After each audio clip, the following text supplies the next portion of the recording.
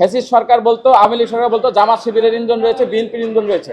এখন যারা এটা বলার চেষ্টা করছে যে ছাত্রলীগের ইন্ধন রয়েছে, তাদের সাথে আমরা বলবো আপনি ইন্ধন খুঁজেন কেন, আপনি আমাদেরকে খুঁজেন, আমাদের সাথে টেবিলে বসেন। এবং যারা এটার পিছনে ছিল, যারা ষড়যন্ত্রকারী, তারা করেছে এই জিনিসটা করে আমাদেরকে বিভাজিত করার চেষ্টা করেছে, কিন্তু আমরা বিভাজিত নই। আপনারা 20 তারিখে এটার প্রমাণ পাবেন।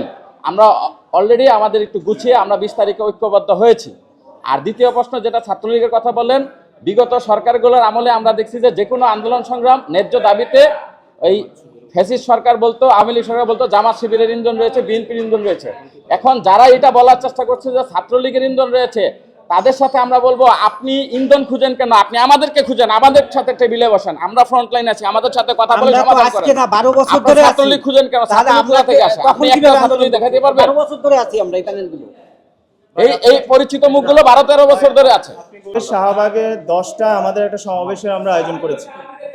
আমি আবারও বলছি, আমরা সমাবেশের আয়োজন করেছি। আমরা আশা করছি যে ওখানে গ্যাদারিং করার আগে সরকারের পক্ষ থেকে টিম পাঠিয়ে আমাদেরকে যে আপনারা যে ব্যাপারগুলো জিজ্ঞেস করছেন যে সড়ক অবরোধ করব কিনা, আমরা একটা এডুকেটেড প্ল্যাটফর্ম থেকে কখনোই চাইবো না একটা গাড়ি আটকে যাক। আমরা আশা করব সরকারের পক্ষ থেকে ওখানে আমাদের গ্যাদারিংস করার আগেই তারা টিম পাঠাবে এবং আমাদেরকে এখান থেকে সরাসরি আমরা আমাদের শ্রদ্ধা স্যারের সাথে আমরা সাক্ষাৎ করতে চাই। এর ব্যবস্থা তারা ওখানে আমরা জমায়েত হওয়ার আগেই তারা এর ব্যবস্থা করবেন। আমরা চাই না কোনো গাড়ি আটকাতে, আমরা চাই সবাই স্মুথলি চলাফেরা করবে। এটা আমাদের কাম্য নয়, কিন্তু সরকার যদি নিজেই বাধ্য করায় এর দায়ভার সরকারকে নিতে হবে। ঠিক আছে, এই সরকার আমাদেরই সরকার।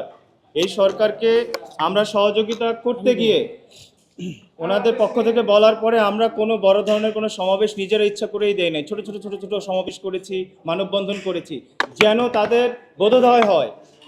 কিন্তু মানুষের একটাই সমস্যা, সেটা হচ্ছে যখনই মানুষ দেখে যে আমরা সভ্য হচ্ছি, তখন তারা ভাবে যে এটা তাদের দুর্বলতা। আমরা সরকারকে যথেষ্ট সময় দিয়েছি শুধুমাত্র সহযোগিতার জন্য, কিন্তু তখন তারা এটাকে দুর্বলতা ভাবা শুরু করেছেন। কিন্তু আমাদেরকে বাধ্য করবেন না রাজপথে কঠোর আন্দোলন করতে। জনসমাগম করলে এটাই সরকারের জন্য বিরক্তিকর হবে। আমরা এই সরকারকে বিরক্ত করতে চাই না। এবং একটা ইন্টারভিউতে আমাদের শ্রদ্ধা স্যার বলেছেন যে মানুষের বয়স যত বাড়তে থাকে, মানুষ তত সৃজনশীল হয়, তত কর্মঠ হয়, তার মেধা তত বাড়তে থাকে। স্যারের এই একটা কথা যদি এস্টাবলিশ হয়, তাহলে বয়সের কোনো সীমা থাকাই উচিত না।